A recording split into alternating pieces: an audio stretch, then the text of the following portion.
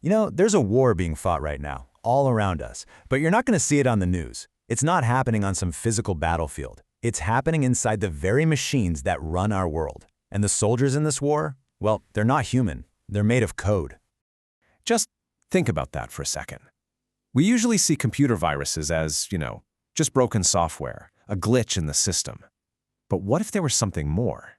What if a piece of code could act just like a biological organism, designed not just to cause problems, but to survive, to replicate, and to attack? Well, that's not science fiction anymore. It's the new reality of modern cyber warfare. So welcome to the world of digital organisms. We're about to totally reframe how you think about code and see it for what it's really become, a new, and honestly, a pretty terrifying form of life. Okay, so to really get a handle on this new battlefield, we first need to get to know the combatants. Let's break down exactly what a digital organism is. The easiest way to think about it is this. A digital organism is a really sophisticated piece of malicious code. But what makes it special is its behavior. It's literally built to mimic life. Specifically, its whole purpose is to replicate and spread by injecting its own code, its digital DNA, into an unsuspecting host program. So how does this new form of digital life actually spread? Well, just like in biology, if you want to understand the threat, you have to understand the anatomy of the attack. I mean, just take a look at this. On the left, you've got a biological virus hijacking a cell.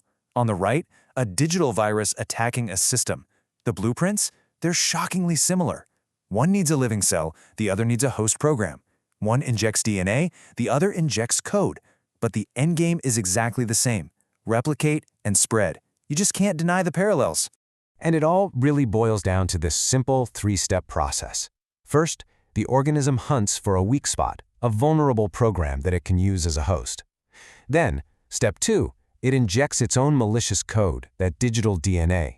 And finally, the infected program becomes an unwitting accomplice, carrying and executing that new code and spreading the virus to others.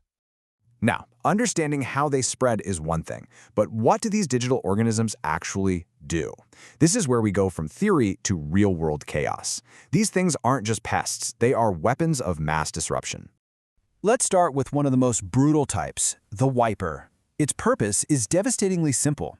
It's not built to steal your info or spy on you. No, it's a scorched earth weapon designed to do just one thing: permanently erase everything from a computer or even an entire network. And when I say everything, I mean everything. Hard drives, backups, servers, just wiped clean. It's the digital equivalent of burning a library to the ground. Total data annihilation. Then you've got DDoS attacks. That stands for Distributed Denial of Service. This one is less about destruction and more about total paralysis. Imagine you're trying to get into a stadium, but a million phantom fans show up at once and just block every single entrance.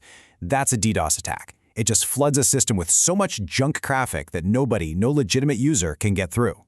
And the impact of that? It's huge. We're talking critical infrastructure. Government websites, banking systems, even hospitals can be completely knocked offline. The data isn't gone, but it's totally inaccessible. It just shuts everything down. And that right there is the key thing to remember. These aren't accidents. They are not random bugs or glitches in the system. They are precision tools, digital weapons engineered by nation-states and other groups for one purpose: to cause tangible, real-world chaos. But of course, the most sophisticated digital organisms have evolved. Like a predator learning perfect camouflage, they've mastered the art of invisibility. They've become ghosts in the machine, designed to operate without ever being seen. So first up is what's called fileless malware. Think of it like this. Most antivirus software is like a security guard patrolling the rooms of a building. The files on your hard drive. But what if the intruder never even enters a room and just hangs out in the hallway? That's fileless malware. It exists only in the computer's short-term memory, the RAM. This makes it pretty much the perfect crime, because it only lives in that temporary memory. It leaves zero evidence on the hard drive for investigators to find later. And here's the kicker. The moment you reboot the computer, the RAM gets cleared, and the malware just vanishes. It's a digital ghost. But then there's the other kind of ghost, the one that never wants to leave, a rootkit. This is a program that goes way, way deeper. It doesn't just run on your computer, it embeds itself in the very core of the operating system, a place called the kernel. And from there, it has total control and can make itself completely invisible to the system itself. So what we're really looking at here are two very different strategies for being invisible. On one hand, you have fileless malware, which is stealthy because it's temporary. It's a ghost that leaves no trace. But on the other hand, the rootkit gets its stealth from deep integration. It becomes a parasite, so tangled up with its host that trying to remove it could destroy the whole system.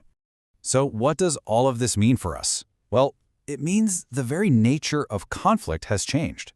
We're living in this invisible new reality where the war is already here, happening right now on servers and in systems we rely on every single day. And the main takeaway here is this. The threat we're all facing is no longer just some static lines of code. It's a dynamic, evolving, and often invisible force. We're talking about a whole new ecosystem of digital organisms locked in a constant state of warfare. And all of this leaves us with a really profound and urgent question. In a world that is so completely built on and run by code, how do we defend ourselves? How do we fight an enemy that has literally evolved to be completely invisible? That is the challenge of our time.